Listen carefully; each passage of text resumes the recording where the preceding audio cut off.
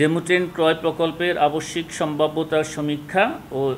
বাস্তবায়নযোগ্যতা যথাযথভাবে যাচাই না করে পরস্পর যোগসাজশে নিজে লাভবান এবং অন্যকে লাভবান করার হীন উদ্দেশ্যে প্রতারণা ও জালিয়াতির আশ্রয়ে অপরাধজনক বিশ্বাস ভঙ্গ করে অকার্যকর, লোকসানি এবং বাংলাদেশ রেল অবকাঠামো, প্রযুক্তি এবং পরিবেশে অনুপযোগী জানা সত্ত্বেও ডেমু ট্রেন ক্রয় প্রকল্পের অনুমোদন গ্রহণ এবং বাস্তবায়নের নিমিত্তে রাষ্ট্রীয় 598 কোটি 84,17,000 টাকার ক্ষতি সাধন করার অপরাধ অনুসন্ধানকালে প্রমাণিত হওয়ায় জনাব মোহাম্মদ তৌহিদুল আনোয়ার চৌধুরী, সাবেক মহাপরিচালক, বাংলাদেশ রেলওয়ে, জনাব মোহাম্মদ ইফতেখার হোসেন, প্রকল্প পরিচালক এবং সাবেক প্রধান যান্ত্রিক প্রকৌশলী সহ মোট 7 জনের বিরুদ্ধে দণ্ডবিধির সংশ্লিষ্ট ধারায় এবং দুর্নীতি প্রতিরোধ আইন 1947-এর সংশ্লিষ্ট ধারায় আরও একটি মামলা রুজু হয়েছে। ইসলামী ব্যাংক বাংলাদেশ পিএলসি গুলশান শাখার গ্রাহক নাবা এগ্রো ট্রেড ইন্টারন্যাশনাল নামক নাম সর্বস্ব প্রতিষ্ঠানের অনুকূলে রোজকার সাধারণ খাবার এখন হবে অসাধারণ। প্রাণ স্বাদের মশলা, স্বাদ বাড়ায়, ঘ্রাণ ছড়ায়।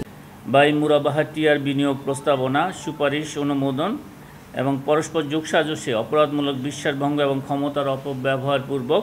প্রতারণা ও জালিয়াতির মাধ্যমে রেকর্ডপত্র সৃজন করে তা ব্যবহার করত ব্যাংকের কর্মকর্তাদের মাধ্যমে নানাবিধ ব্যাংকিং অনিয়ম ও দুর্নীতির মাধ্যমে নবগঠিত প্রতিষ্ঠানটির অনুকূলে 670 কোটি টাকা বিনিয়োগ সুবিধা মঞ্জুর এবং মঞ্জুরকৃত 670 কোটি টাকার মধ্যে 363 কোটি টাকা বিতরণপূর্বক আত্মসাৎ এবং উক্ত অর্থের উৎস ও প্রকৃতি গোপন করার জন্য স্থানান্তর, রূপান্তর এবং হস্তান্তর করার অপরাধ অনুসন্ধানকালে প্রমাণিত হয়েছে। এই কারণে জনাব মোহাম্মদ সাইফুল আলম এস আলম, পিতা Mujaharul Islam MD S Alam and company, Mohammad Aminul Islam MD Nabil group, জনাব শহীদুল আলম এমডি সোনালী ট্রেডার্স, জনাব Ariful Islam Chowdhury MD sunflower mills limited সহ ব্যাংকের কর্মকর্তা, পরিচালনা পর্ষদ সহ সকল মোট 43 জনের বিরুদ্ধে দণ্ডবিধির সংশ্লিষ্ট ধারা,